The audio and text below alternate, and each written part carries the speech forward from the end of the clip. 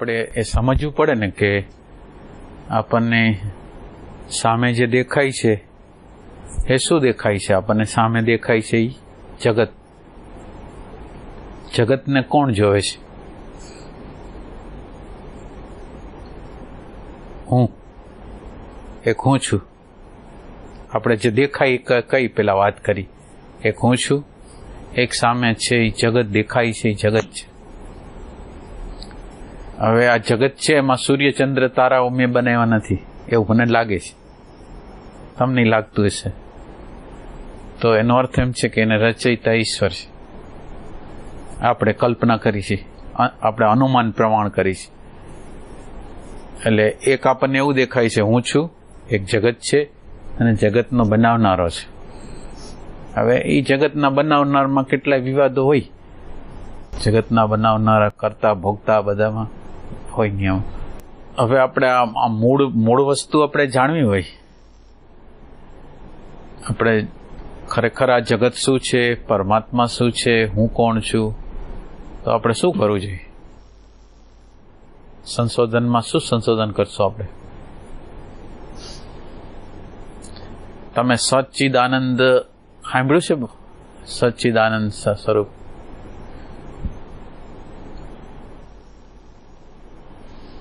આપણને દેખાય છે, આપણે સામે દેખાય છે, કોઈ પણ વસ્તુ દેખાય છે, પ્રતીતિમાં આવે છે. તો એની અંદર આપણે છેનું તત્વ ગોતું હોય તો કેવી રીતે ગોતી? છે એનું તત્વ આપણે ગોતું છે. દાખલા તરીકે આ વસ્તુ છે, તમે જ તો આકૃતિ રૂપે અત્યારે છો, તો આકૃતિ છે એ દેખાય છે કેવી રીતે? આપણે અત્યારે આપણે સતને ગોતી રહ્યા છીએ. સત છે એને ગોતું છે. તો આપણે સતને ગોતું હોય તો આ જે આકૃતિ છે એને તો આંખ જોવે છે. આકૃતિને કોણ જોવે? આંખ જોવે. આંખની પાછળ તો જ્ઞાનતંતુ હોય, તો આંખે જોવાનું કામ નથી કરતું, તો જ્ઞાનતંતુ જોવાનું કામ કરતું હોય. તો જ્ઞાનતંતુ ક્યાં લઈ જાય? તો કે બ્રેન સેલમાં લઈ જાય. તો હવે બ્રેન સેલ છે એ તો રેકોર્ડર છે. તો આ બ્રેન સેલ છે એને પ્રકાશ કોણ કરે? એને કોણ પ્રકાશ કરે?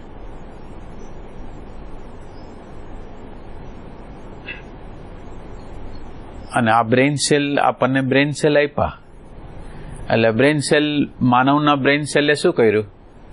નામકરણો કર્યા. જુદી જુદી વસ્તુને ડિવિઝન કરવા માટે, આ વસ્તુથી આ વસ્તુ જુદી છે એના માટે બુદ્ધિએ પોતે નામકરણો કર્યા, શબ્દકરણ આપ્યા. એટલે એક શાબ્દિકકરણ. કોઈ વસ્તુ જોઈએ અને સીધું અંદરથી શબ્દ ઉઠી જાય. તો આ જે શબ્દ ઉઠી જાય છે, એ શબ્દ જે ઉઠે છે એ શબ્દ ક્યાંથી ઉઠે છે? તો કે અંદર રેકોર્ડિંગ થયેલું છે એમાંથી. હવે આ રેકોર્ડિંગ જે થયેલું છે એ રેકોર્ડિંગ જો બહાર પ્રગટ થાય છે એને કોણ જાણે છે, જોવે છે, સમજે છે? કોણ છે? આપણે કોમ્પ્યુટરની અંદર બધા ડેટા નાખેલા હોય, આપણે મોબાઈલની અંદર ડેટા નાખેલા હોય, મેસેજ આવે એટલે સીધો અવાજ આવે, તો એ જીવંત તો નથી. મોબાઈલ તો જીવંત નથી, પણ એના સંદેશાઓ તો આપે છે.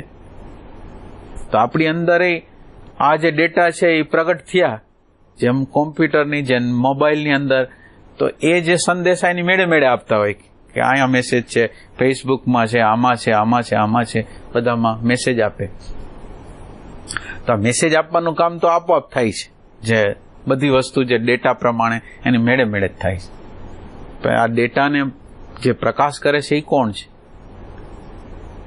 આ બધું આપણે જોઈ લીધું. આંખ જોઈ લીધી, જ્ઞાનતંતુ જોઈ લીધું, બ્રેઇન સેલ જોઈ લીધું, બ્રેઇન સેલની અંદર જે નામકરણ કરે છે એ જોઈ લીધું. અને હવે આપણે જે પાછળ જે છે, જે આનો પ્રકાશ કરે છે એ સત છે. એ જે પ્રકાશ કરે છે ને એ સત છે. એટલે દેખાય છે આમ સત અને છે અહીંયા સત. તમે બરાબર જુઓ, દેખાય છે બહાર કે આનું અસ્તિત્વ છે, પણ એનું અસ્તિત્વ કોના આધાર ઉપર છે? તો એ કે એનું અસ્તિત્વ છે એ આ કોન્શિયસનેસ, જેને આપણે રિયલ આઈ કહી છીએ, એના આધાર ઉપર દેખાય છે. એટલે આ હોપણું છે. આ છે હોવાપણું છે. એટલે આપણે એમ બોલી કે આ ફલાણી વસ્તુ છે, આ ટેબલ છે, તો એક ટેબલ અને એક આ છે. તો એમાં આ છે એ ઇન્દ્રિયોની સામે જે આવે છે ને એને આ કહીશ. ટેબલ શબ્દ જે આપણે વાપરી છીએ, ટેબલ શબ્દ જે વાપરી છીએ એ આપણા માનવ જાતે એને નામકરણ ગોતી કાઢ્યું છે એ છે. અને છે શબ્દ જે છે એ ચૈતન્ય છે. એટલે આ ટેબલ છે, આ ફલાણાભાઈ છે, તો એની અંદર બે વસ્તુ જે છે, આ છે જે ઇન્દ્રિયો છે અને એક બુદ્ધિ છે. આ ઇન્દ્રિયો અને બુદ્ધિનો જે પ્રકાશ કરે છે એ સત છે, એ આપણી અંદર સત છે. હવે ઈ સત આપણી અંદર આપણા અંતઃકરણની અંદર પ્રગટ થયું છે, આપણા અંતઃકરણની અંદર પ્રગટ થયું છે. એટલે જેમ તમે એમ સમજો કે એક આપણા પાણીનો ઘડો હોય, એમાં પાણી ભરેલું હોય અને ઉપરથી આકાશનું પ્રતિબિંબ પડતું હોય, તો આકાશનું પ્રતિબિંબ આ ઘડાની અંદર પડે છે એટલે આપણે શું કહી? ઘટાકાશ કહી. ઘટાકાશ કહી કે બીજું કઈ? તો એ થયું, ઘટાકાશ થયું. પણ ઘટાકાશ છે એ મહાકાશથી જુદું છે. તો આપણી અંદર આપણા અંતઃકરણની અંદર આ ચૈતન્યનું જ પ્રતિબિંબ પડ્યું, આપણા અંતઃકરણની અંદર પડ્યું અને ભગવાનના અંતઃકરણની અંદર પડ્યું, વ્યષ્ટિની અંદર પડ્યું અને સમષ્ટિની અંદર પડ્યું. તો હવે તમે વિચાર કરો કે પ્રતિબિંબ છે, એ જે પ્રતિબિંબ છે એ બેયની અંદર એક છે. ખાલી ઉપાધિ ભેદ છે. મારી ઉપાધિ લિમિટેડ છે, એની ઉપાધિ મોટી છે. જે ભગવાન જે કહેવાય છે એનો અંતઃકરણ કેવું છે? તો કે આપણા બધાના અંતઃકરણ, જેટલી વસ્તુ વ્યક્તિના અંતઃકરણ છે એટલા અંતઃકરણનો સાક્ષી છે. અને આપણે આપણા વ્યક્તિગત અંતઃકરણના અત્યારે સાક્ષી છીએ. એટલે આપણે જે ઈશ્વર શબ્દ વાપરી છે ને, આપણે ઈશ્વર શબ્દ, એ ઈશ્વર શબ્દને આપણે સમજતા પહેલા આપણે જાગ્રત, સ્વપ્ન અને સુષુપ્તિ આપણી અવસ્થા કઈ છે? જાગ્રત અવસ્થા, સ્વપ્ન અવસ્થા, સુષુપ્તિ અવસ્થા. પછી આપણે જાગ્રતની અંદર હું કરી છીએ, સ્વપ્નની અંદર હું કરી છીએ, સુષુપ્તિની અંદર હું કરી છીએ. ઉઠીને કે મને સારી ઊંઘ આવી ગઈ હતી. આ 3 પ્રકારના હું છે. એને હુંને આપણા શાસ્ત્રો એના નામ આપ્યા, જુદા જુદા નામ આપ્યા. વિશ્વ, તેજસ, પ્રાજ્ઞ એવા નામ આપ્યા. પછી સ્થૂલ, સૂક્ષ્મ અને કારણ 3 દેહ થયા, 3 અવસ્થા થઈ. 3 દેહ, 3 અવસ્થા.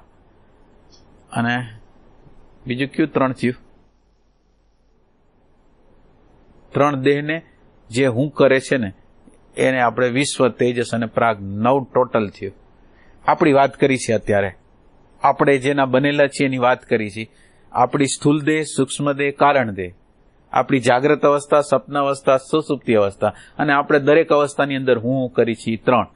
એ 3 અવસ્થામાં હું કરી છે અને જુદા જુદા નામ, વિશ્વ, તેજસ, પ્રાગ. આ 9, અને એનું કારણ શું? આપણે આ જીવાત્મા રૂપે પ્રગટ થયા એનું કારણ શું? આપણે જીવ કેમ બની ગયા?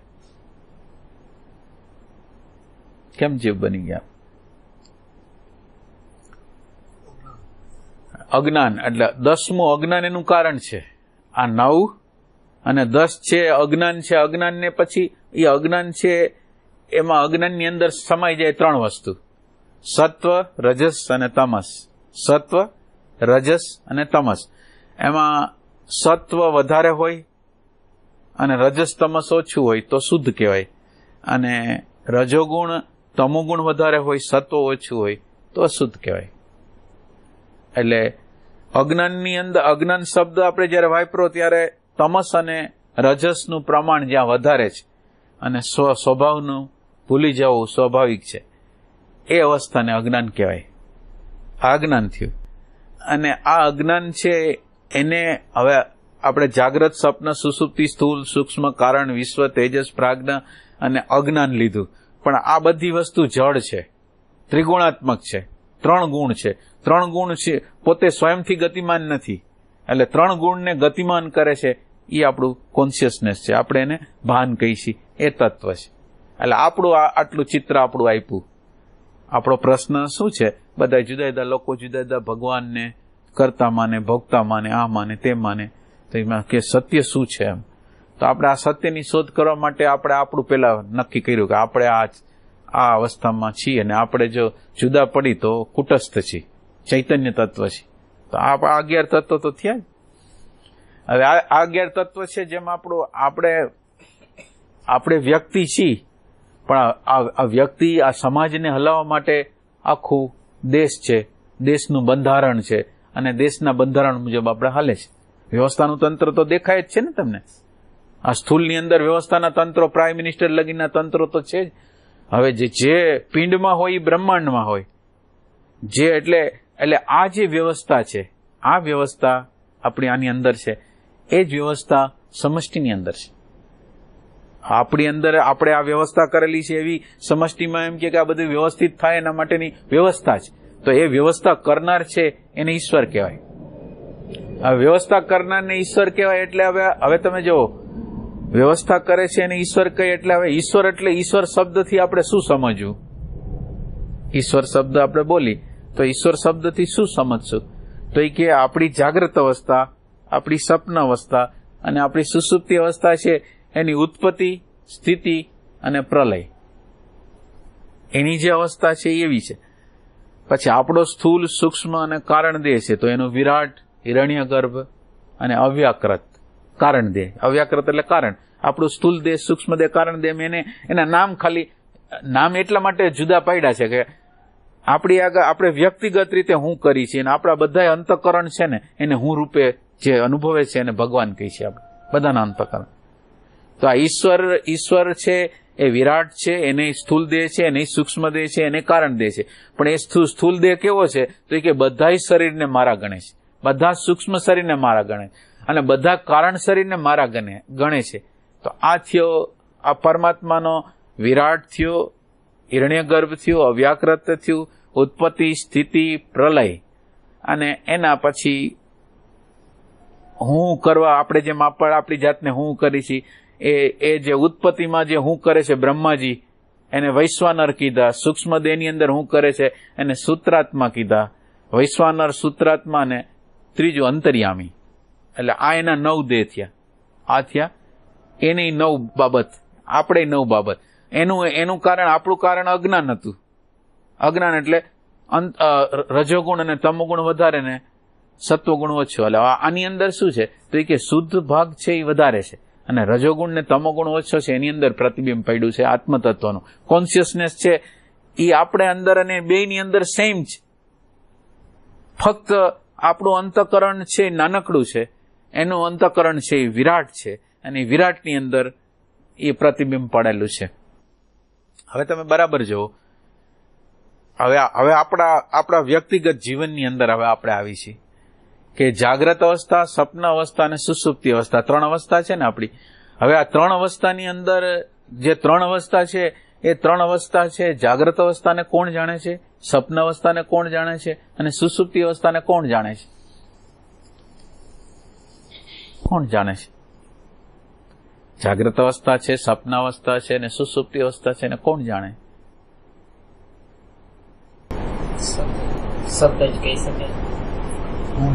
એટલે એની અંદર તમે બરાબર આપણે સમજી લઈ કે આપણે વાત તો કરેલી જ છે, પણ છતાં સ્વપ્ન અવસ્થા જે આપણને આવે છે ત્યારે સ્થૂલ દેહ સૂતો હોય છે અને હું જાગતો હોય છે. હવે હું શું છે એ આપણે અત્યારે ખબર નથી. એમાં સ્થૂલ દેહનું અભાન છે, પણ સ્વપ્નની અંદર જે પ્રતીતિઓ છે એનું ભાન છે. સુષુપ્તિની અંદર કાંઈ કરતા કાંઈ અભાવ છે, તો અભાવને પણ પ્રકાશના ન્યા છે. તો હવે તમે વિચાર કરો, જ્યારે સ્થૂલ દેહ છે, સૂક્ષ્મ જ્યારે આપણને સપનું આવે છે ત્યારે સ્થૂલ દેહ છે એ હું નથી એનો નિશ્ચય થઈ જાય. જો આપણે કરવો હોય તો નિશ્ચય થઈ જાય કે સ્થૂલ દેહ વગર મારું અસ્તિત્વ છે. સ્થૂલ દેહ નથી અત્યારે, એ સૂઈ ગયો છે, પણ છતાં સ્વપ્ન અવસ્થાનું મને ભાન થાય છે. એનો અર્થ એમ છે સ્થૂલ દેહ મારો છે નહીં. હવે તમે સુષુપ્તિમાં આવો તો સુષુપ્તિમાં મન, બુદ્ધિ, ચિત્ત, અહંકાર કાંઈ નથી, અને છતાં એ હાવ કરતા હાવ કાંઈ નથી, એ કાંઈ નથી ને પ્રકાશનાર છે એ આપણી અંદર છે. હવે તમે વિચાર કરો કે જાગ્રત અવસ્થાને જે જાણે છે, સ્વપ્ન અવસ્થાને જે જાણે છે, અને સુષુપ્તિ અવસ્થા, આ છે વસ્ત્ર છે. જાગ્રત અવસ્થાનું વસ્ત્ર પહેરે છે, સપનાવસ્થાનું વસ્ત્ર પહેરે છે અને સુસુપ્તિ અવસ્થાનું વસ્ત્ર પડે છે. કેમ આપણે વ્હાઈટ કપડાં પહેરી, લાલ કપડાં પહેરી, એમ કપડાં પહેરે છે. આ જે આત્મા છે એ કપડાં, પણ એની અંદર પહેરનારો એક જ છે. એટલે આ ત્રણ અવસ્થા ફરી જાય, પણ ત્રણ અવસ્થાનો જાણનારો એક છે, સચ. ઈ સચ. તો હવે તમે વિચાર કરો કે આ જો ઈ સત હોય, ઈ જ ભાન હોય અને ઈ જ આનંદ હોય, તો હવે આપણું સ્વરૂપ કેવું થયું? સચ્ચિદાનંદ થયું.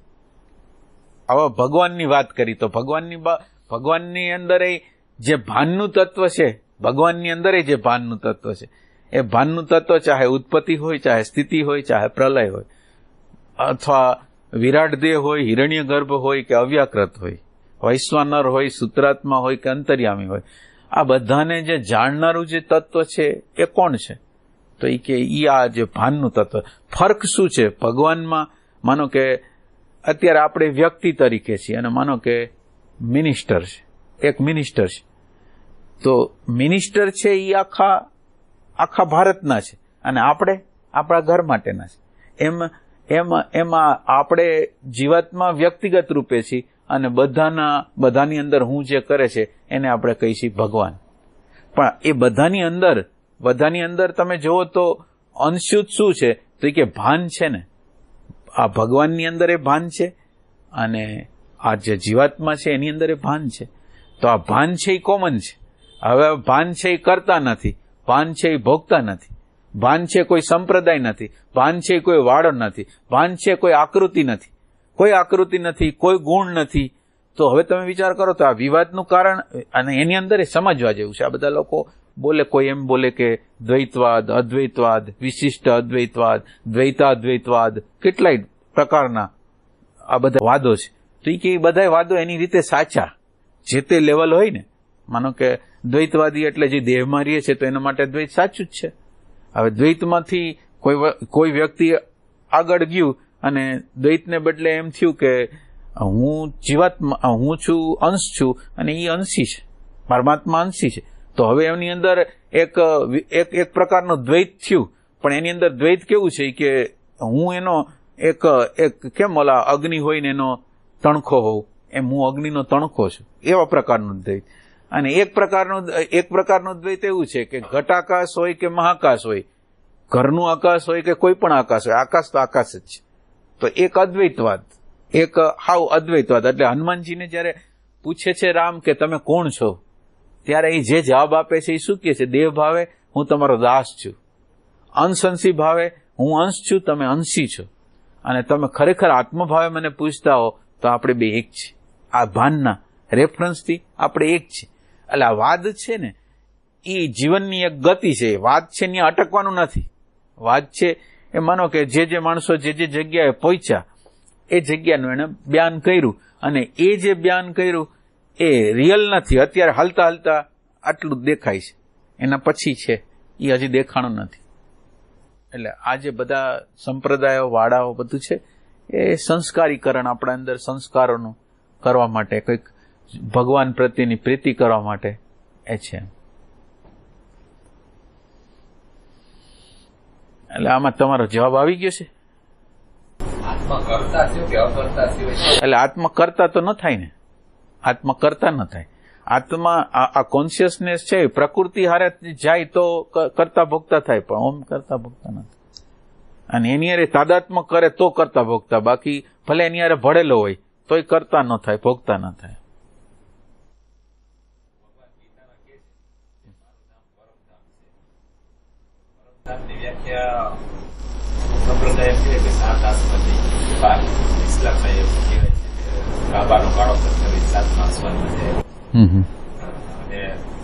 દર્શન એવું કહે છે કે ઉપર કોઈ પરમાત્મા છે જ નહીં, આત્મા અને પરમાત્મા બે એક જ છે.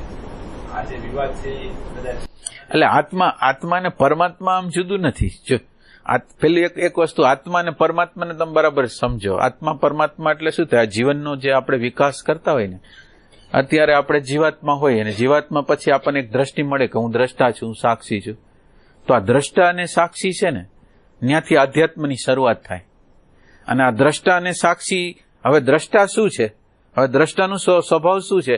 તો કે દ્રષ્ટાની અંદર દ્વૈત હોય, એક પ્રકૃતિ છે અને એક પોતે છે.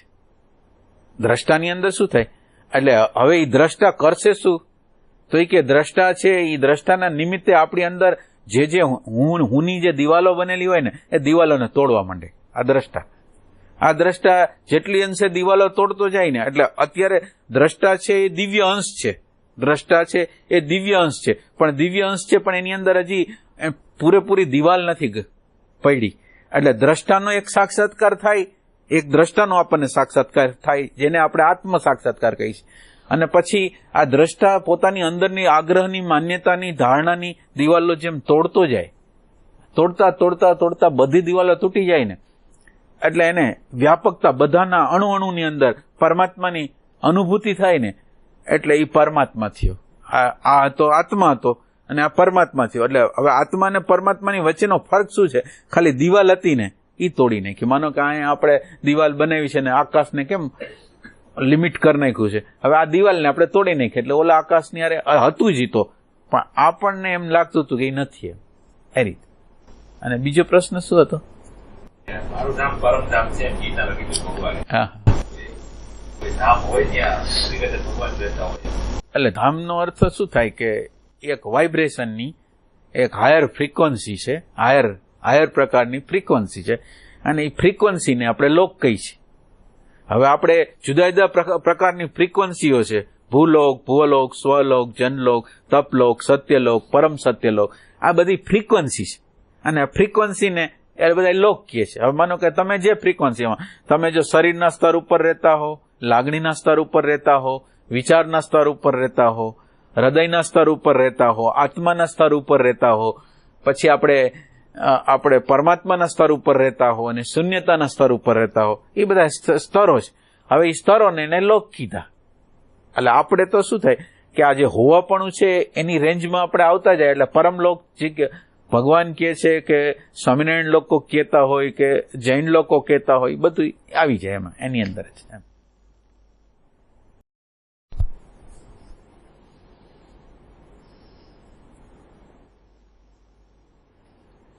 એટલે તો પછી આપણે એ સમજવું પડે ને કે આપણને સામે જે દેખાય છે એ શું દેખાય છે? આપણને સામે દેખાય છે એ જગત. જગતને કોણ જોવે છે? હું. એક હું છું. આપણે જે દેખાય કઈ પેલા વાત કરી, એક હું છું, એક સામે છે એ જગત દેખાય છે, એ જગત છે. હવે આ જગત છે એમાં સૂર્ય, ચંદ્ર, તારાઓ મેં બનાવ્યા નથી એવું મને લાગે છે, તમને લાગતું હશે. તો એનો અર્થ એમ છે કે એને રચયિતા ઈશ્વર છે. આપણે કલ્પના કરી છે, આપણે અનુમાન પ્રમાણ કરી છે. એટલે એક આપણને એવું દેખાય છે હું છું, એક જગત છે અને જગતનો બનાવનારો છે. હવે એ જગતના બનાવનારમાં કેટલાય વિવાદો હોય, જગતના બનાવનારા, કરતા, ભોગતા બધામાં હોય નિયમ. હવે આપણે આ મૂળ વસ્તુ આપણે જાણવી હોય, આપણે ખરેખર આ જગત શું છે, પરમાત્મા શું છે, હું કોણ છું, તો આપણે શું કરવું જોઈએ? સંશોધનમાં શું સંશોધન કરશો આપણે? તમે સચ્ચિદાનંદ સાંભળ્યું છે? સચ્ચિદાનંદ સ્વરૂપ.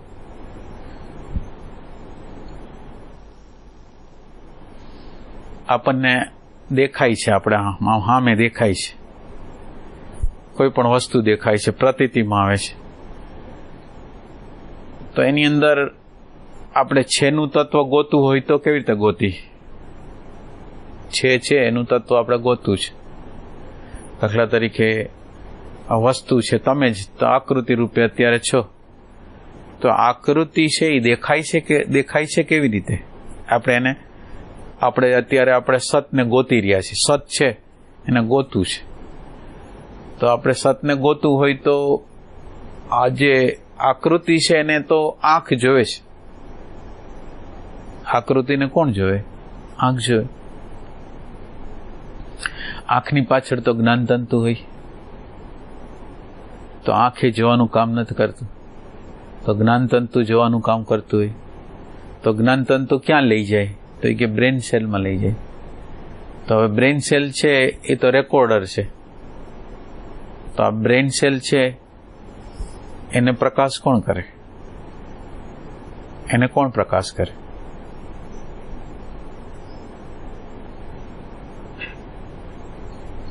અને આ બ્રેન સેલ આપણને બ્રેન સેલ આપ્યા એટલે બ્રેન સેલ માનવના બ્રેન સેલે શું કર્યું?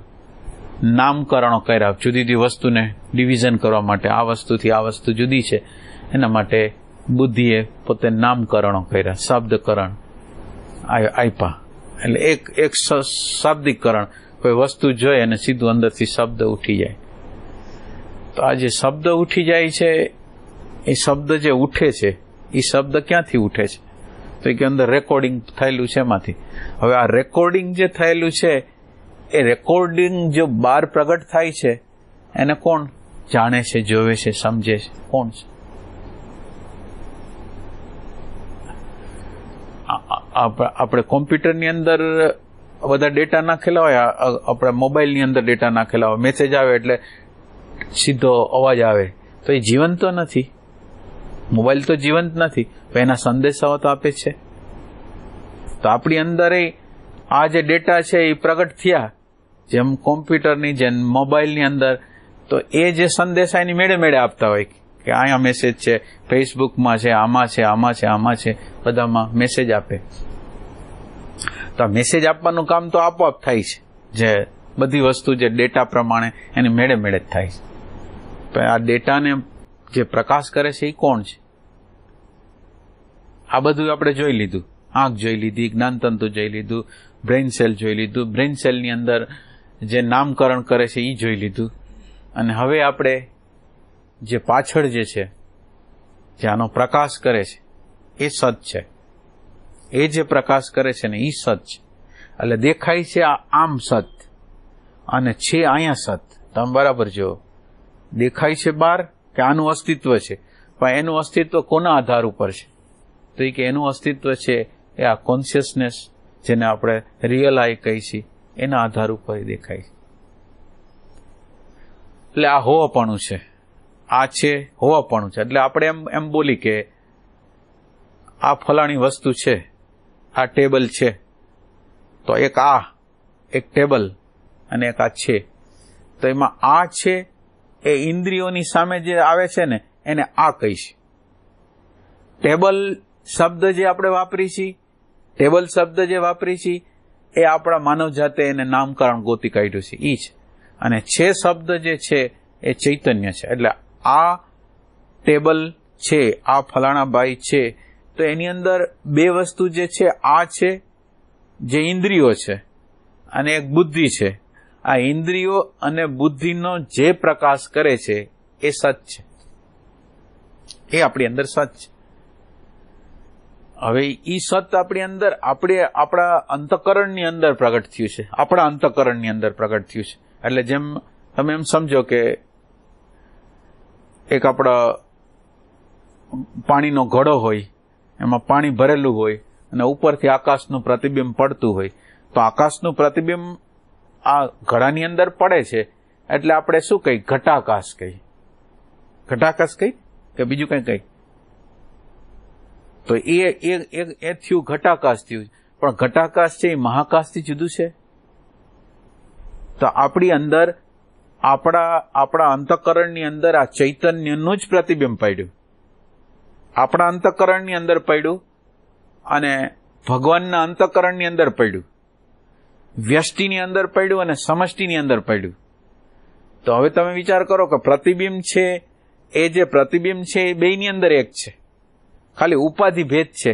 મારી ઉપાધિ લિમિટેડ છે, એની ઉપાધિ મોટી છે. જે ભગવાન જે કહેવાય છે એનો અંતઃકરણ કેવું છે તો એ કે આપણા બધાના અંતઃકરણ જેટલી વસ્તુ વ્યક્તિના અંતઃકરણ છે એટલા અંતઃકરણનો સાક્ષી છે. અને આપણે આપણા વ્યક્તિગત અંતઃકરણના અત્યારે સાક્ષી છીએ. એટલે આપણે જે ઈશ્વર શબ્દ વાપરી છે ને, આપણે ઈશ્વર શબ્દ, એ ઈશ્વર શબ્દને આપણે સમજતા પહેલા આપણે જાગ્રત, સ્વપ્ન અને સુષુપ્તિ આપણી અવસ્થા કઈ છે જાગ્રત અવસ્થા, સ્વપ્નાવસ્થા, સુષુપ્તિ અવસ્થા. પછી આપણે જાગ્રતની અંદર હું કરી છે, સ્વપ્નની અંદર હું કરી છે, સુષુપ્તિની અંદર હું કરી છે. ઉઠીને કે મને સારી ઊંઘ આવી ગઈ હતી. આ 3 પ્રકારના હું છે. એને હુંને આપણા શાસ્ત્રો એના નામ આપ્યા, જુદા જુદા નામ આપ્યા. વિશ્વ, તેજસ, પ્રાજ્ઞ એવા નામ આપ્યા. પછી સ્થૂલ, સૂક્ષ્મ અને કારણ 3 દેહ થયા, 3 અવસ્થા થઈ. 3 દેહ, 3 અવસ્થા. અને બીજું કયું 3 થયું? 3 દેહને જે હું કરે છે ને એને આપણે વિશ્વ, તેજસ અને પ્રાજ્ઞ 9 ટોટલ થયું. આપણી વાત કરી છે અત્યારે, આપણે જેના બનેલા છીએ એની વાત કરી છે. આપણી સ્થૂલ દેહ, સૂક્ષ્મ દેહ, કારણ દેહ, આપણી જાગ્રત અવસ્થા, સ્વપ્ન અવસ્થા, સુષુપ્તિ અવસ્થા, અને આપણે દરેક અવસ્થાની અંદર હું કરી છીએ 3. એ 3 અવસ્થામાં હું કરી છે અને જુદા જુદા નામ વિશ્વ, તેજસ, પ્રાજ્ઞ. આ 9 અને એનું કારણ શું? આપણે આ જીવાત્મા રૂપે પ્રગટ થયા એનું કારણ શું? આપણે જીવ કેમ બની ગયા? કેમ જીવ બની ગયા? અજ્ઞાન. એટલે 10મું અજ્ઞાન એનું કારણ છે. આ 9 અને 10 છે અજ્ઞાન છે. અજ્ઞાનને પછી એ અજ્ઞાન છે એમાં અજ્ઞાનની અંદર સમાઈ જાય 3 વસ્તુ: સત્વ, રજસ અને તમસ. સત્વ, રજસ અને તમસ. એમાં સત્વ વધારે હોય અને રજસ તમસ ઓછું હોય તો શુદ્ધ કહેવાય, અને રજોગુણ તમોગુણ વધારે હોય, સત્વ ઓછું હોય તો અશુદ્ધ કહેવાય.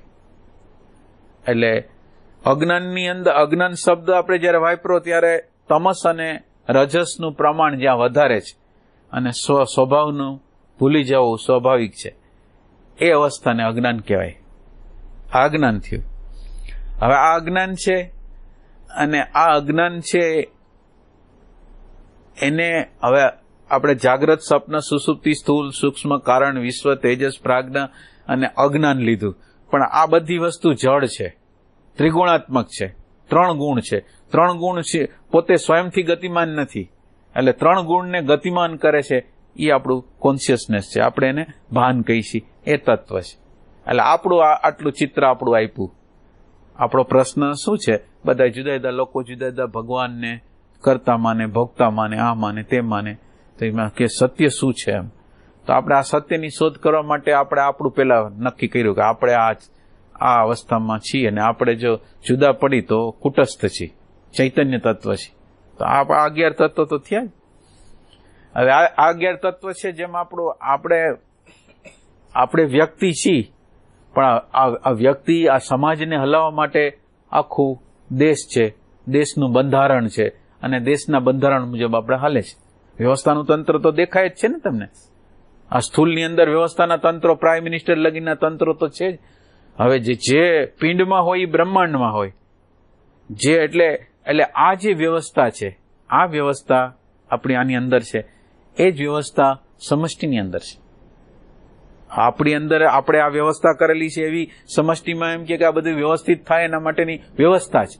તો એ વ્યવસ્થા કરનાર છે એને ઈશ્વર કહેવાય. આ વ્યવસ્થા કરનારને ઈશ્વર કહેવાય. એટલે હવે તમે જુઓ, વ્યવસ્થા કરે છે એને ઈશ્વર કહીએ એટલે હવે ઈશ્વર એટલે ઈશ્વર શબ્દથી આપણે શું સમજવું? ઈશ્વર શબ્દ આપણે બોલી તો ઈશ્વર શબ્દથી શું સમજશું? તો એ કે આપણી જાગ્રત અવસ્થા, આપણી સ્વપ્ન અવસ્થા અને આપણી સુષુપ્તિ અવસ્થા છે, એની ઉત્પત્તિ, સ્થિતિ અને પ્રલય, એની જે અવસ્થા છે એવી છે. પછી આપણો સ્થૂલ, સૂક્ષ્મ અને કારણ દેહ છે, તો એનું વિરાટ, હિરણ્યગર્ભ અને અવ્યાકૃત કારણ દેહ. અવ્યાકૃત એટલે કારણ. આપણું સ્થૂલ દેહ, સૂક્ષ્મ દેહ, કારણ દેહ, એના નામ ખાલી નામ એટલા માટે જુદા પાડ્યા છે કે આપણે વ્યક્તિગત રીતે હું કરી છે, અને આપણા બધા અંતઃકરણ છે ને એને હું રૂપે જે અનુભવે છે એને ભગવાન કહી છે. આપણે બધાના અંતઃકરણ. તો આ ઈશ્વર છે એ વિરાટ છે, એને સ્થૂલ દેહ છે, એને સૂક્ષ્મ દેહ છે, એને કારણ દેહ છે. પણ એ સ્થૂલ દેહ કેવો છે? તો એ કે બધા શરીરને મારા ગણે છે, બધા સૂક્ષ્મ શરીરને મારા ગણે, અને બધા કારણ શરીરને મારા ગણે છે. તો આ થયો આ પરમાત્માનો વિરાટ થયો, હિરણ્યગર્ભ થયું, અવ્યાકૃત થયું, ઉત્પત્તિ, સ્થિતિ, પ્રલય, અને એના પછી હું કરવા આપણે જેમ આપણી જાતને હું કરી છે એ જે ઉત્પત્તિમાં જે હું કરે છે બ્રહ્માજી એને વૈશ્વાનર કીધા. સૂક્ષ્મ દેહની અંદર હું કરે છે એને સૂત્રાત્મા કીધા. વૈશ્વાનર, સૂત્રાત્મા ને ત્રીજું અંતર્યામી. એટલે આ એના 9 દેહ થયા. આ થયા એની 9 બાબત, આપણે 9 બાબત. એનું કારણ, આપણું કારણ અજ્ઞાન હતું. અજ્ઞાન એટલે રજોગુણ અને તમોગુણ વધારે ને સત્વગુણ ઓછો. એટલે આની અંદર શું છે તો એ કે શુદ્ધ ભાગ છે એ વધારે છે અને રજોગુણ ને તમોગુણ ઓછો છે. એની અંદર પ્રતિબિંબ પડ્યું છે આત્મતત્વનું. કોન્શિયસનેસ છે એ આપણે અંદર અને બેયની અંદર સેમ છે. ફક્ત આપણું અંતઃકરણ છે નાનકડું છે, એનું અંતઃકરણ છે એ વિરાટ છે અને વિરાટની અંદર એ પ્રતિબિંબ પડેલું છે. હવે તમે બરાબર જુઓ. હવે આપણા વ્યક્તિગત જીવનની અંદર હવે આપણે આવી છીએ કે જાગ્રત અવસ્થા, સ્વપ્ન અવસ્થા અને સુષુપ્તિ અવસ્થા, 3 અવસ્થા છે ને આપણી. હવે આ 3 અવસ્થાની અંદર જે 3 અવસ્થા છે એ 3 અવસ્થા છે. જાગ્રત અવસ્થાને કોણ જાણે છે, સ્વપ્ન અવસ્થાને કોણ જાણે છે અને સુષુપ્તિ અવસ્થાને કોણ જાણે છે? કોણ જાણે છે? જાગ્રત અવસ્થા છે, સ્વપ્ન અવસ્થા છે અને સુષુપ્તિ અવસ્થા છે, એને કોણ જાણે? સત જ કહી શકે. એટલે એની અંદર તમે બરાબર પેલા આમ બરાબર આપણે સમજી લઈ કે આપણે વાત તો કરેલી જ છે, પણ છતાં સ્વપ્ન અવસ્થા જે આપણને આવે છે ત્યારે સ્થૂલ દેહ સૂતો હોય છે અને હું જાગતો હોય છે. હવે હું શું છે એ આપણે અત્યારે ખબર નથી. એમાં સ્થૂલ દેહનું અભાન છે, પણ સ્વપ્નની અંદર જે પ્રતીતિઓ છે એનું ભાન છે. સુષુપ્તિની અંદર કાંઈ કરતા કાંઈ અભાવ છે, તો અભાવને પણ પ્રકાશના ન્યા છે. તો હવે તમે વિચાર કરો, જ્યારે સ્થૂલ દેહ છે, સૂક્ષ્મ જ્યારે આપણને સપનું આવે છે ત્યારે સ્થૂલ દેહ છે એ હું નથી એનો નિશ્ચય થઈ જાય. જો આપણે કરવો હોય તો નિશ્ચય થઈ જાય કે સ્થૂલ દેહ વગર મારું અસ્તિત્વ છે. સ્થૂલ દેહ નથી અત્યારે, એ સૂઈ ગયો છે, પણ છતાં સ્વપ્ન અવસ્થાનું મને ભાન થાય છે. એનો અર્થ એમ છે સ્થૂલ દેહ મારો છે નહીં. હવે તમે સુષુપ્તિમાં આવો તો સુષુપ્તિમાં મન, બુદ્ધિ, ચિત્ત, અહંકાર કાંઈ નથી અને છતાં એ હાવ કરતા હાવ કાંઈ નથી. એ કાંઈ નથી ને પ્રકાશનાર છે એ આપણી અંદર છે. હવે તમે વિચાર કરો કે જાગ્રત અવસ્થાને જે જાણે છે, સ્વપ્ન અવસ્થાને જે જાણે છે અને સુષુપ્તિ અવસ્થા, આ છે વસ્ત્ર છે. જાગ્રત અવસ્થાનું વસ્ત્ર પહેરે છે, સ્વપ્ન અવસ્થાનું વસ્ત્ર પહેરે છે અને સુષુપ્તિ અવસ્થાનું વસ્ત્ર પડે છે. કેમ આપણે વ્હાઈટ કપડાં પહેરી, લાલ કપડાં પહેરી, એમ કપડાં પહેરે છે. આ જે આત્મા છે એ કપડાં, પણ એની અંદર પહેરનારો એક જ છે. એટલે આ 3 અવસ્થા ફરી જાય, પણ 3 અવસ્થાનો જાણનારો એક છે, સચ. ઈ સચ. તો હવે તમે વિચાર કરો કે આ જો ઈ સત હોય, ઈ જ ભાન હોય અને ઈ જ આનંદ હોય, તો હવે આપણું સ્વરૂપ કેવું થયું? સચ્ચિદાનંદ થયું. ઓલી બાજુ હવે ભગવાનની વાત કરી તો ભગવાનની અંદર જે ભાનનું તત્વ છે, ભગવાનની અંદર જે ભાનનું તત્વ છે, એ ભાનનું તત્વ ચાહે ઉત્પત્તિ હોય, ચાહે સ્થિતિ હોય, ચાહે પ્રલય હોય, અથવા વિરાટ દેહ હોય, હિરણ્ય ગર્ભ હોય કે અવ્યાકૃત હોય, વૈશ્વાનર હોય, સૂત્રાત્મા હોય કે અંતર્યામી હોય, આ બધાને જે જાણનારું જે તત્વ છે એ કોણ છે? તો એ કે આ જે ભાનનું તત્વ. ફર્ક શું છે ભગવાનમાં? માનો કે અત્યારે આપણે વ્યક્તિ તરીકે છીએ અને માનો કે મિનિસ્ટર છે, એક મિનિસ્ટર છે, તો મિનિસ્ટર છે એ આખા ભારતના છે અને આપણે આપણા ઘર માટેના છે. એમાં આપણે જીવાત્મા વ્યક્તિગત રૂપે છીએ અને બધાની અંદર હું જે કરે છે એને આપણે કહીશું ભગવાન. પણ એ બધાની અંદર તમે જુઓ તો અંશુત શું છે? તો કે ભાન છે ને. આ ભગવાનની અંદર એ ભાન છે અને આ જે જીવાત્મા છે એની અંદર એ ભાન છે. તો આ ભાન છે એ કોમન છે. હવે ભાન છે એ કરતા નથી, ભાન છે એ ભોગતા નથી, ભાન છે કોઈ સંપ્રદાય નથી, ભાન છે કોઈ વાળો નથી, ભાન છે કોઈ આકૃતિ નથી, કોઈ આકૃતિ નથી, કોઈ ગુણ નથી. તો હવે તમે વિચાર કરો તો આ વિવાદનું કારણ, અને એની અંદર એ સમજવા જેવું છે. આ બધા લોકો બોલે, કોઈ એમ બોલે કે દ્વૈતવાદ, અદ્વૈતવાદ, વિશિષ્ટ અદ્વૈતવાદ, દ્વૈતાદ્વૈતવાદ, કેટલાય પ્રકારના આ બધા વાદો છે. તો એ કે બધા વાદો એની રીતે સાચા, જે તે લેવલ હોય ને, માનો કે દ્વૈતવાદી એટલે જે દેહમાં રહે છે તો એના માટે દ્વૈત સાચું જ છે. હવે દ્વૈતમાંથી કોઈ વ્યક્તિ આગળ ગયું અને દ્વૈતને બદલે એમ થયું કે હું જીવાત્મા, હું છું, અંશ છું અને એ અંશી છે, પરમાત્મા અંશી છે.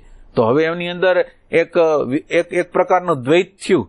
પણ એની અંદર દ્વૈત કેવું છે કે હું એનો એક કેમ ઓલા અગ્નિ હોય ને એનો તણખો હોઉં, એમ હું અગ્નિનો તણખો છું, એવા પ્રકારનું દ્વૈત. અને એક પ્રકારનું દ્વૈત એવું છે કે ઘટાકાશ હોય કે મહાકાશ હોય, ઘરનું આકાશ હોય કે કોઈ પણ આકાશ હોય, આકાશ તો આકાશ જ છે. તો એક અદ્વૈતવાદ, એક હાવ અદ્વૈતવાદ. એટલે હનુમાનજીને જયારે પૂછે છે રામ કે તમે કોણ છો, ત્યારે એ જે જવાબ આપે છે એ શું કહે છે? દેહ ભાવે હું તમારો દાસ છું, અંશી ભાવે હું અંશ છું, તમે અંશી છો, અને તમે ખરેખર આત્મભાવે મને પૂછતા હો તો આપણે બે એક છે. આ ભાનના રેફરન્સથી આપણે એક છે.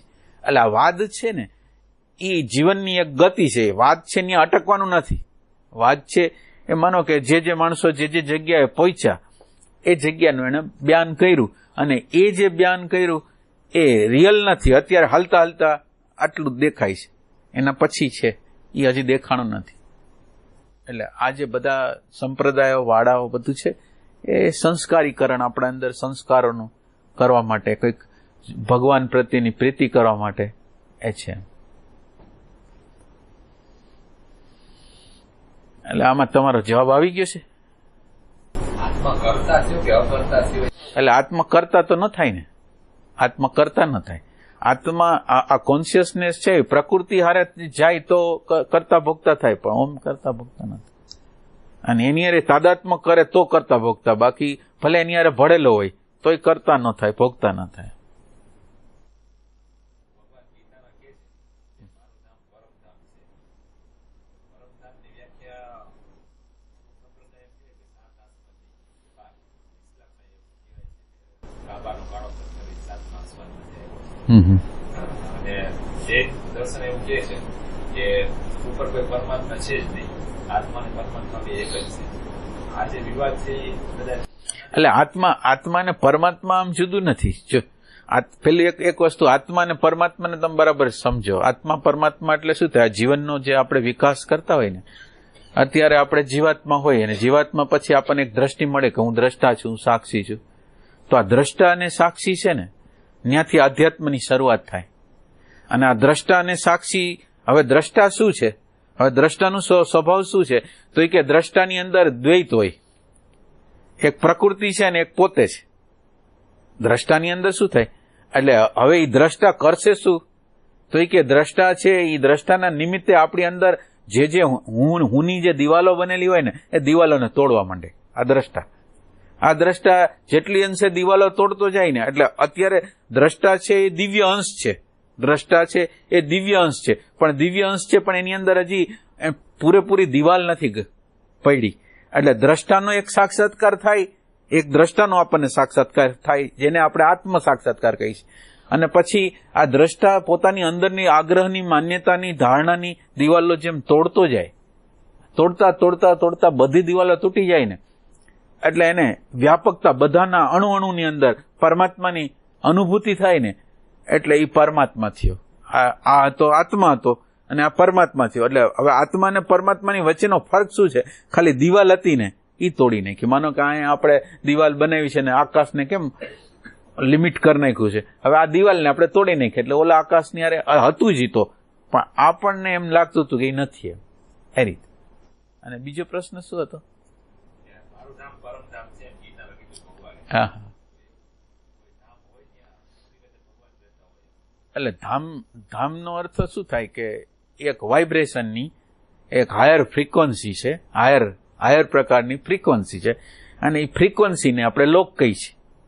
હવે આપણે જુદા જુદા પ્રકારની ફ્રીક્વન્સીઓ છે, ભૂલોક, ભુવલોક, સ્વલોક, જનલોક, તપલોક, સત્યલોક, પરમ સત્યલોક, આ બધી ફ્રીક્વન્સી છે. અને આ ફ્રીક્વન્સીને એ બધા લોક કહે છે. હવે માનો કે તમે જે ફ્રીક્વન્સીમાં, તમે જો શરીરના સ્તર ઉપર રહેતા હો, લાગણીના સ્તર ઉપર રહેતા હો, વિચારના સ્તર ઉપર રહેતા હો, હૃદયના સ્તર ઉપર રહેતા હો, આત્માના સ્તર ઉપર રહેતા હો, પછી આપણે પરમાત્માના સ્તર ઉપર રહેતા હો અને શૂન્યતાના સ્તર ઉપર રહેતા હો, એ બધા સ્તરો છે. હવે એ સ્તરોને એને લોક કીધા. એટલે આપણે તો શું થાય કે આ જે હોવાપણું છે એની રેન્જમાં આપણે આવતા જાય એટલે પરમલોક જે ભગવાન કહે છે કે સ્વામિનારાયણ લોકો કહેતા હોય કે જૈન લોકો કહેતા હોય બધું આવી જાય એમાં એની અંદર જ એમ.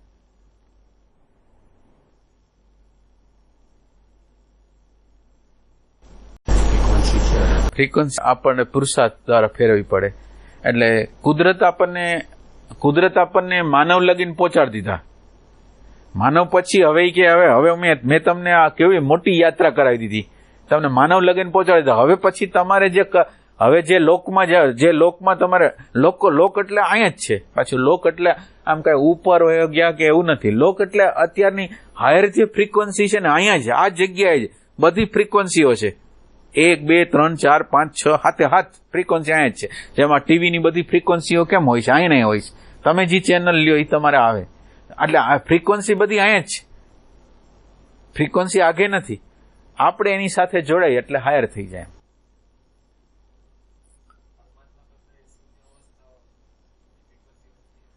એટલે પરમાત્મા શબ્દ જ્યારે સગુણના અર્થમાં લઈને તો એના કરતા વધારે આગળ છે. ગુણાત્મક રૂપમાં જયારે આપણે કહીએ ત્યારે ગુણની પોતાની મર્યાદા હોય, ઓલી વસ્તુની મર્યાદા નથી.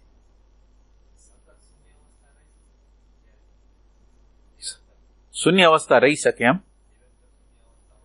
ના, નિરંતર શૂન્ય અવસ્થા ન હોઈ શકે. નિરંતર શૂન્ય અવસ્થામાં તો શરીર પડી જાય. એવી અવસ્થા જો આવે તમારે હાવ કાંઈ ન રહીએ તો આ બધા લોકોએ એવું કંઈક કર્યું છે કે 21 દિવસ લગીની શરીર ટકે. પ્રારબ્ધ ન હોય, કોઈ કામના ન હોય, કોઈ પ્રારબ્ધ ન હોય, એટલે પછી 21 દિવસની અંદર શાંત થઈ જાય. એટલે આની અંદર શું થાય, માનવની અંદર અમુક પ્રકારના પ્રારબ્ધો ભોગવાતા હોય. પ્રારબ્ધ છે એ ભોગવાતા હોય. એટલે એની અંદર જે પ્રસંગો બનતા હોય, પ્રસંગોના નિમિત્તે બહાર આવવું પડતું હોય. અને આ બહાર આવીને એ રજોગુણ દ્વારા, સત્વગુણ દ્વારા એને કાંઈ કામ કરવું પડતું હોય.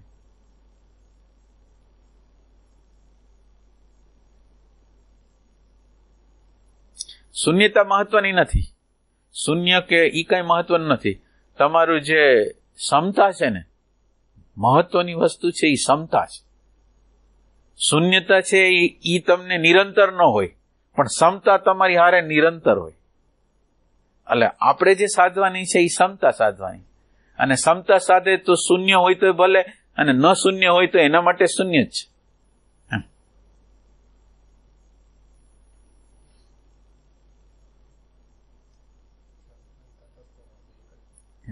બે એક જ.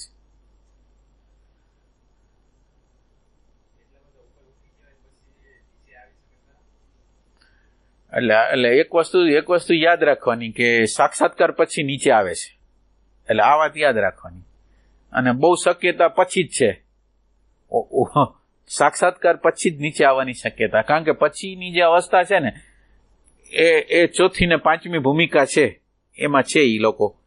અને નિર્ભીત થવાની શરૂઆત, એટલે નિર્ભીત થવાની પ્રક્રિયા ચાલુ છે.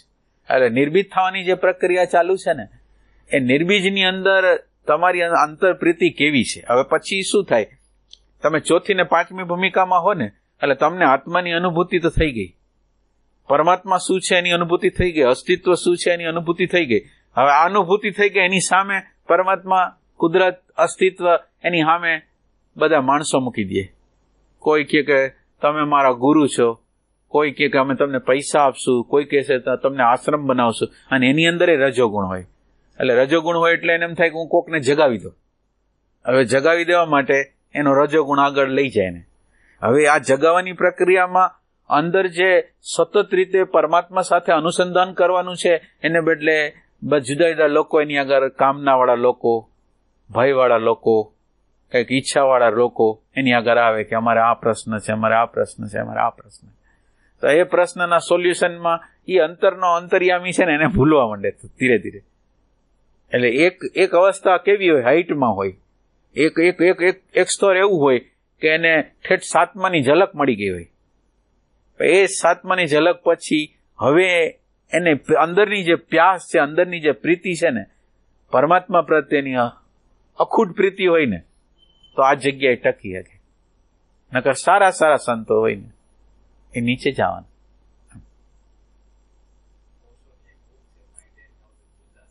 હા 10,000 લોકોને જગાડ્યા હશે. ના ના ના ના 10,000 10,000 નહીં. એકને જગાડે ને તોય ધન્ય થઈ જાય. એ 10,000 તો નથી એવું નહીં. એટલે એ ભલે ભૂખ હોય પણ અશક્ય વસ્તુ છે. એટલે પેલું તો શું થાય, આ પૃથ્વી ઉપર એટલા ન હોય. 10,000 ની વાત તો તમે એક બાજુ કરો, 10,000 હું 10 ગોતો તોય તમારે ઘણું થઈ જાય. એ બધી છે ને રજોગુણ. એ કઈ આમાં વાસ્તવિકતાની ભૂમિકા ઉપર જે ખરેખર પૂર્ણતાની ભૂમિકા છે એ તો રેર બનતી ઘટના છે.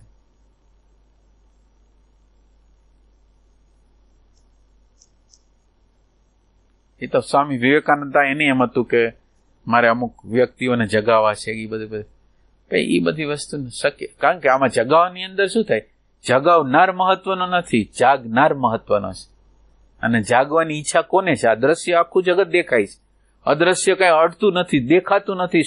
એ ક્યાંય એનું અસ્તિત્વ હોય એવું જ નથી લાગતું. તો એને કોણ અડવાનું છે? તમે જો વિચાર કરો, તમે ભાવ કરો, તો કોઈ દ્રશ્ય વસ્તુ માટેનો ભાવ કરો, પણ અદ્રશ્ય વસ્તુનો કોણ ભાવ કરે? દેખાતું જ નથી, અનુભવાતું જ નથી. જેની પ્રતીતિ નક્કર પ્રતીતિ આ દેહની છે, અને ખરેખર દેહનું અસ્તિત્વ જ નથી. અને છતાં નક્કર પ્રતીતિ આની છે ને નક્કર ઓલો છે, તો એનું પ્રતીતિ આપણને થતી નથી. કહેતા કે આજના ચક્રમાં આવી ગયા પછી પણ અહંકાર હોય શકે. હોય ના એટલે આજ્ઞાચક્ર તો શરૂઆત, એટલે આજ્ઞાચક્રની અંદર પ્રેમનું તત્વ છે.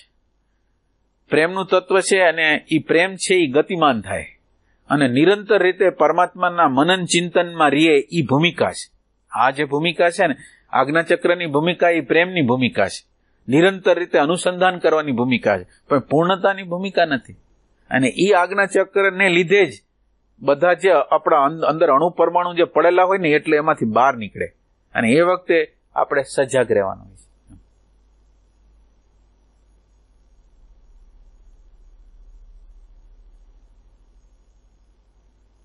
આજ્ઞાચક્ર એટલે અંતરની જાગૃતિ. અને એ અંતરની જાગૃતિ તમારી અંદર થાય ને એટલે બધા અણુ પરમાણુ ઉખડી જાય. ત્યારે ઓમ સામાન્ય સંદર્ભમાં એટલા બધા ન ઉખડે, પણ જો તમારી અંદર આ દ્રષ્ટા ખરેખરો પ્રગટ થાય તો એ બહુ ઉખડી જાય. પછી શું થાય, જન્મ જલ્દી કપાવાના શરૂ થઈ જાય એમ. અને જલ્દી જો જન્મને પતાવવા હોય તો પછી એ અણુ પરમાણુ જલ્દીથી બહાર નીકળવા જોઈએ. એટલે પરિસ્થિતિઓ, જે જાગૃત વ્યક્તિ હોય ને, એ લોકોના જીવનની અંદર પ્રસંગો એટલા ને, એક હજી પૂરું ન થયો હોય ત્યાં 10 બીજા હોય, એક પૂરું ન થાય 10 બીજા, એક પૂરું ન થાય. તમે એના જીવનનું ચરિત્ર તમે બરાબર રીતે જોજો, પ્રસંગોના હાર માળ હોય, એક પૂરા ન થાય તે અનંત પ્રકારે આવે એમ.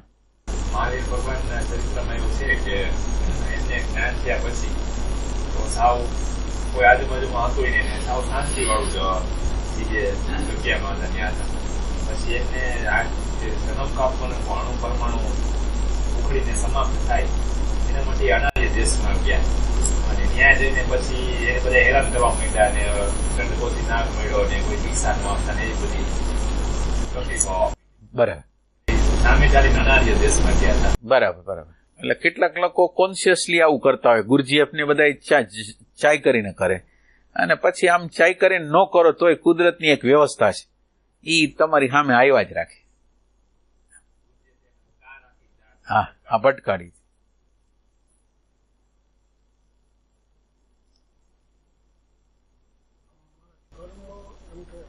બંધાયેલે છૂટે ઈ તો સાયકલ ચાલુ એટલે ઈ તો હાવ નીકળે તો કે મને ગત જન્મમાં અત્યારે આપણે ભોગવું વળી આમાં કઈક થાય એટલે એમ કે કર્મથી કેવી છૂટવું અને કર્મ કેમ બંધાય આ તો ચાલુ જ નથી. તમારે છૂટવું છે એમને કર્મમાંથી તો છૂટવું પડે ને. તો કર્મનું બીજ ક્યાં પડેલું હોય? કર્મ છે એ કામના આપણા વિચારમાં પડેલી છે. વિચારની અંદર, એટલે કર્મનું આખું બીજ છે એ વિચાર છે, અને વિચારની અંદર સુખ બહાર છે ને એવો ભાવ છે. આપણી અંદર, આપણા વિચારની અંદર એવો ભાવ પડેલો છે કે સુખ બહાર છે. એટલે નિરંતર રીતે આપણી અંદર કામનાઓ થયા રાખે. અને કામનાઓના પોતાના ટ્રેક પડતા જાય, મજબૂત થતા જાય. જે કામના હોય એના ટ્રેક તમે 1 વખત જાઓ, 2 વખત જાઓ, 3 વખત જાઓ, એટલે એક સંસ્કાર થઈ જાય. અને સંસ્કારના ટ્રેકની બહાર નીકળવું પછી બહુ અઘરું હોય. એટલે એની સામે આ જે વિચારનો જે ટ્રેક છે ને, એની સામે દ્રષ્ટા જો આપણી અંદર પ્રગટ થાય ને, જોનાર કોક દાખલ થાય અને અણુ પરમાણુ સાથેની સંમતિ આપણી ન થાય તો એ વસ્તુ થઈ શકે. આ અણુ પરમાણુ જ્યાં લગીને આપણને ગમતા હોય ને, અંદરના આપણી અંદરની ઊંડાઈની અંદર આ અણુ પરમાણુ જો ન ગમતા હોય ને, તો પરમાત્મા એનો નિકાલ કરી શકે.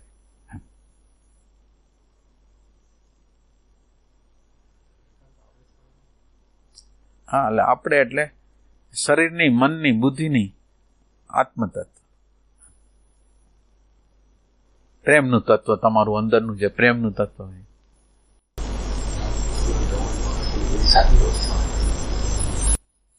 હા, એમ કેવાય એ કે 7મી અવસ્થા વાળા કેવાય રમણ મહર્ષિ ને બધા. એમ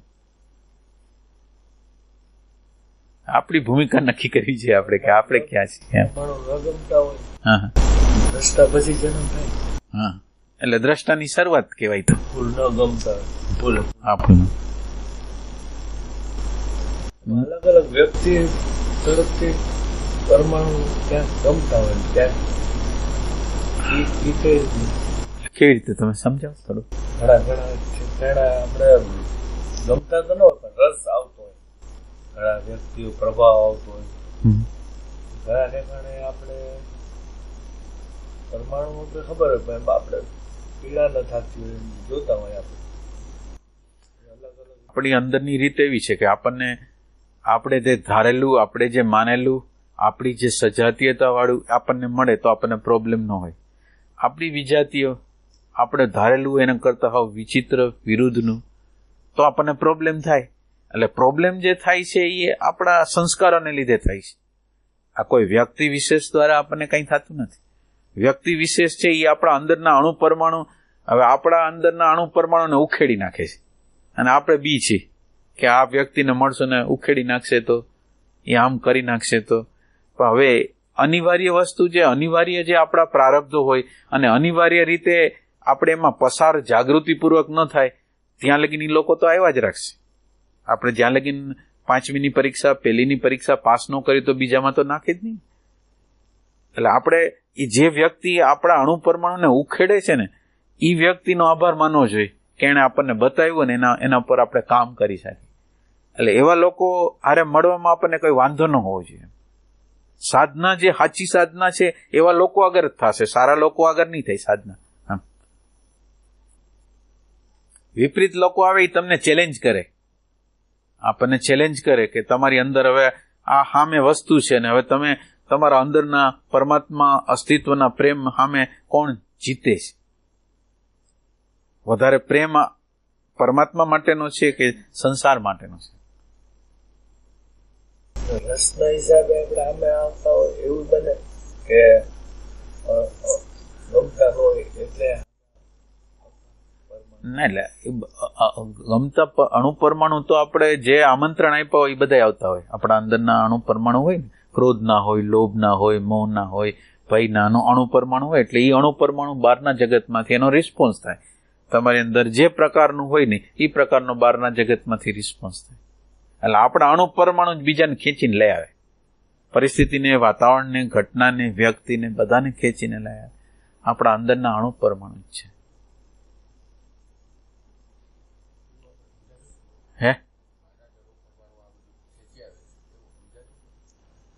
એટલે આપણે ઓબ્ઝર્વેશન કરી તો સમજાય, બાકી તો આરંભ કર્યો ન કર્યો હોય આરંભ ન કર્યો હોય ને આવે.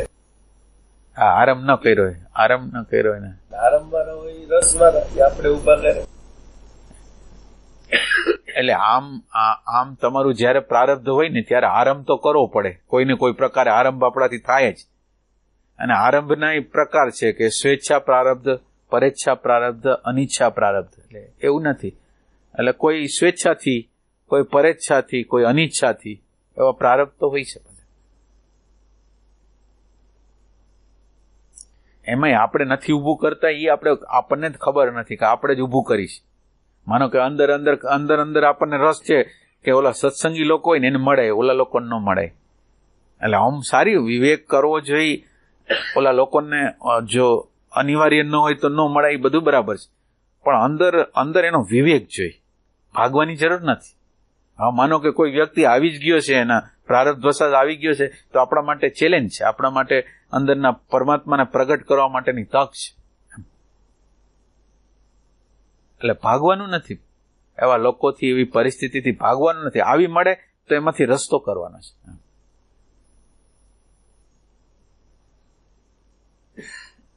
એટલે અત્યારે ગુરુજીએફ પ્રમાણે અત્યારે આપણે કરતા નથી. ગુરુજીએફ કહે છે કે તમે કરતા નથી, એ બધું હેપન છે.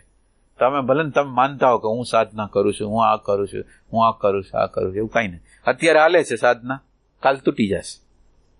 10 વર્ષ પછી 15 તમે કઈક બીજા ટ્રેકમાં હશો, તમને ખબર ન પડે કે તમે ક્યાં હતા ને ક્યાં વયા ગયા આપણે.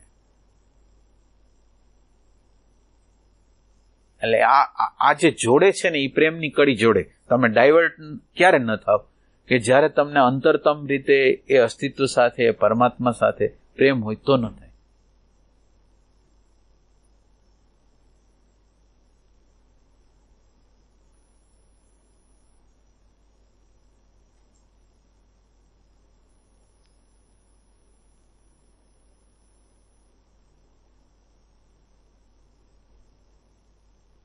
તમારો પ્રશ્નનો જવાબ થઈ ગયો કે નથી?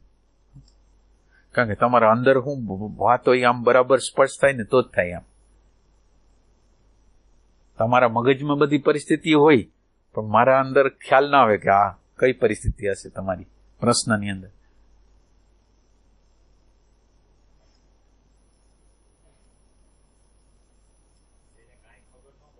હા હા, મૂર્તિ સામે મૂર્તિ બની બેસી જવું જોઈએ. સ્થિર આસન બેસી જવું. આવી સ્થિર આસનથી ના હેલ્પ ના, એટલે આ વેવરિંગ આખું નિરંતર રીતે ક્રિયાત્મક છે.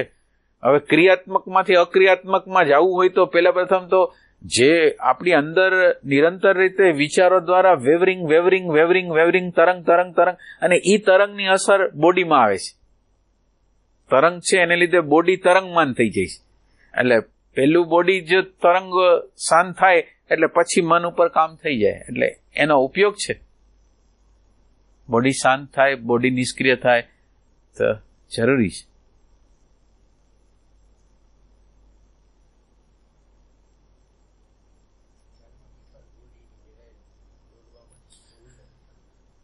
એ ઉર્જાના હિસાબે કે આ ડોલે છે અંદર. ક્યારેક ઘણા લોકોને અનુભવ થતો હોય કે ઉર્જા છે આમ ગોળાકારે, કે બોડીને આમ મોમેન્ટ કરે, આમ મોમેન્ટ કરે, જુદા જુદા પ્રકારની મોમેન્ટો કરે છે.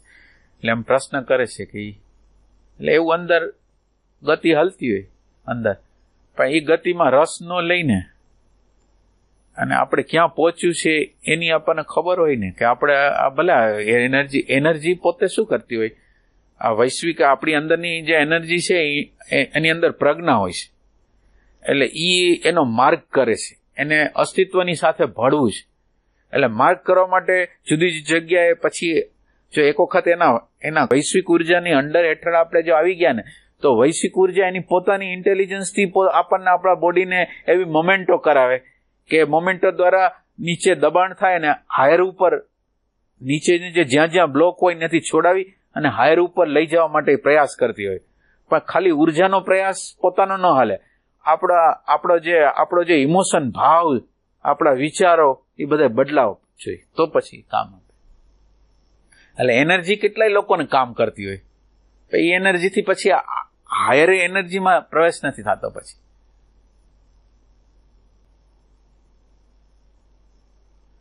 વર્ષોના વર્ષો લગીને એક જ મુવમેન્ટ હાલતી હોય. જે લોકોને એનર્જીનો અનુભવ થતો હોય, વર્ષોના વર્ષો એક ને એક એનર્જીમાં જીવન પૂરું કરી નાખે. પણ કે એનર્જીમાં ને અટકાવવા જેવું નથી, એમ રસ લેવા જેવું નથી, નેગ્લેક્ટ કરવા જેવું નથી. પણ એમ કે આપણે જ્યાં જવું છે એ નજર રાખવા જેવું છે, કે દ્રષ્ટિ ત્યાં રાખવાની છે. કે અનુભવ કરનાર જ્યાં લગીને આપણી અંદર હશે ને, ત્યાં લગીને કોઈને કોઈ પ્રકારના અણુ પરમાણુ આપણને ચોંટી જવાના છે. અનુભવ કરનાર જ્યાં લગીને કોઈ હશે ત્યાં લગીને. પ્રગટ કરવા માટે ધ્યાન, સેવા, સત્સંગ અને આ બધું કરતા કરતા પ્રાર્થના આંસુ આ રીત છે. એટલે એની અંદર રીત તો ઈ જ છે, સત્સંગ ને સેવા ને સ્મરણ ને એ બધી રીત તો છે જ. પણ એની અંદર આમ મોટું મહત્વની વસ્તુ જે છે એ છે કે ઓથેન્ટિક રીતે આપણે ઈચ્છી છીએ કે નહીં. આ આપણી આખી ગતિ છે એ બીજા લોકોએ આપણને ધક્કો મારીને આ બાજુ મોકલા છે એટલે આપણને ખબર ન હોય. આપણે કોઈ સંતો મહાત્માઓના વાંચ્યા હોય ની એની પ્રેરણા દ્વારા આપણે જાતા હોય, પણ ખરેખર બહારની ડેટા દ્વારા જાતા ન હોય, પણ આપણે અંદરની પ્યાસ દ્વારા આપણે જાતા હોય ને તો આ બધું ભલે હોય, પણ અંદરની પ્યાસ ન હોય તો કાંઈ નથી. એના ફાયદાઓ થાય, લાભ થાય. આપણે માનો કે સંત આગળ જાય, સત્સંગ કરી, ધ્યાન કરી, ભજન કરી, એના લાભ થાય, પણ આપણે જ્યાં પહોંચ્યું છે ત્યાં પહોંચી ન શકીએ એમ.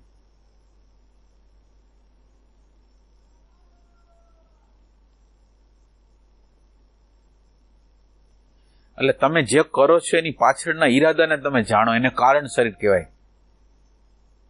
આ કારણ શરીર આપણે તો સૂક્ષ્મ શરીર કે સ્થૂળ શરીરથી બરાબર પરિચિત નથી. આ તો કારણ લગીને આપણે જવાનું છે. કે તમે માનો કે ક્યાંકથી ક્યાંક મોમેન્ટ કરો, ક્યાંક જવાની મોમેન્ટ કરો ને ક્યાંક ન જવાની મોમેન્ટ કરો, તો નથી જતા તો એનો હેતુ શું છે? જાઓ છો તો એનો હેતુ શું છે એ તમને ખબર પડે? તમને કોણ રોકે છે અથવા કોણ ધક્કો મારે છે એ તમે જોઈ શકો? તમે તમારી રીતે એનું વિશ્લેષણ કરી શકો, પણ ખરેખર એનું કારણ તમે ગોતી શકો? એટલે અહંકાર એવો સૂક્ષ્મ છે ને કે કોઈને કોઈ રીતથી આપણને ક્યાં ના ક્યાં ટ્રેક ઉપર ચડાવી દે ને કે આપણને ખબર જ ના પડે. આપણને એમ લાગે કે હું આધ્યાત્મના રસ્તે છું, હું વૈરાગના. કેટલાક લોકો એટલો બધો વૈરાગ કરે, એટલો બધો વૈરાગ કરે, એટલો બધો વૈરાગ કરે, ઘરના લોકો સાથે બરાબર વ્યવહાર ન કરે, પત્ની સાથે, પતિ સાથે, અને આમ જાણે એકાંતમાં બેઠા હોય, ઓલું મોઢું ઓલું થઈ ગયું હોય વૈરાગ વાળું, એટલે આમ કોઈને હસે નહીં, બોલે નહીં. તો એની રીત નથી, એની રીત નથી. તમે બહારની વસ્તુને છોડવાનો આસાન છે, પણ તમારો અહંકાર આગ્રહ છે એને છોડશે કોણ? બહારથી તો આપણે છૂટી ગયા, પણ ખરેખર અંદર આ જે કરવાનું જે કામ છે એ અહીંયા અંદર છે. એટલે ઘણા લોકો બહારની વસ્તુ બધા ઠીકઠાક કરી લે, સંન્યાસ લઈ લે, એકાંતમાં વયા જાય, ફલાણું કરી લે, બધું છોડી દે, પણ જે અહંકાર છે, જે છોડવાનો છે એને છોડે નહીં.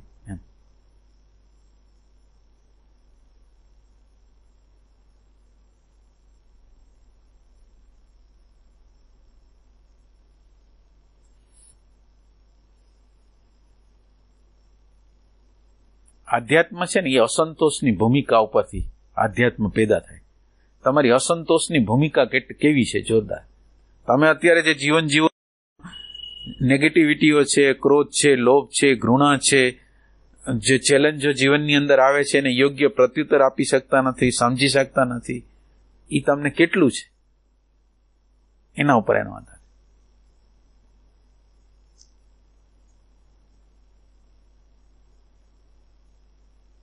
એક પ્રશ્ન જીવનની અંદર આવે, કોઈ અણગમતી વ્યક્તિ આવે, અણગમતી પરિસ્થિતિઓ આવે, અણગમતા રોગો આવે. હવે એ વખતે તમે એને ટેકલ કેવી રીતે કરો છો? મહત્વની વસ્તુ એ નથી તમે સાધના જે કરતા હોય કરતો, પણ હવે આ પરિસ્થિતિ આવી અને હવે તમે ક્યાં છો? ક્યાં છો? આગ્રહની અંદર, માન્યતાની અંદર, કોઈ સંસ્કારિતાની અંદર ક્યાં છો? કે ન્યા આપણે ટેકનિક શીખવાની છે. એટલે એમ કીધું ને, યોગ કર્મ સુકૌશલમ, કર્મ કરવાની કુશળતા છે ઈ યોગ છે. કે આ પરિસ્થિતિ આવી અને આ પરિસ્થિતિમાં મન, બુદ્ધિ, ચિત્ત, અહંકારને કોઈ પ્રોબ્લેમ, ભય, ક્રોધ, ઘૃણા બધું કર્યા વગર એમાંથી પસાર કેવી રીતે થવું, શાંતિ, આનંદ, પ્રેમને રાખીને પસાર કેવી રીતે થવું, એ કર્મની કુશળતા છે. એટલે સવાલ બહારની પરિસ્થિતિનો નથી, બહારના લોકોનો નથી, પણ તમારા અંતરના પ્રેમનો છે કે આ પરિસ્થિતિ, ચેલેન્જને કેવી રીતે આમાંથી પસાર થવું, શાંતિથી, આનંદથી, પ્રેમથી, સમજથી કેવી રીતે પસાર થવું, એ આપણને પ્રેમ શીખડાવે છે.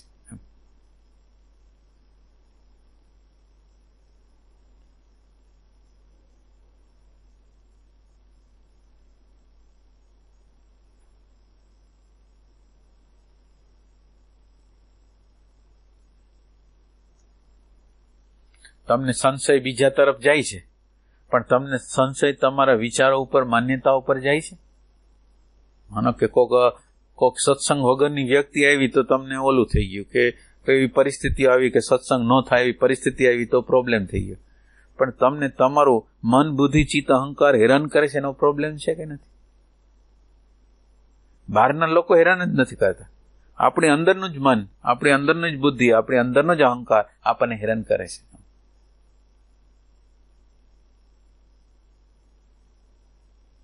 એટલે સંશય છે એ તમારી જાત પ્રત્યે કરો એમ.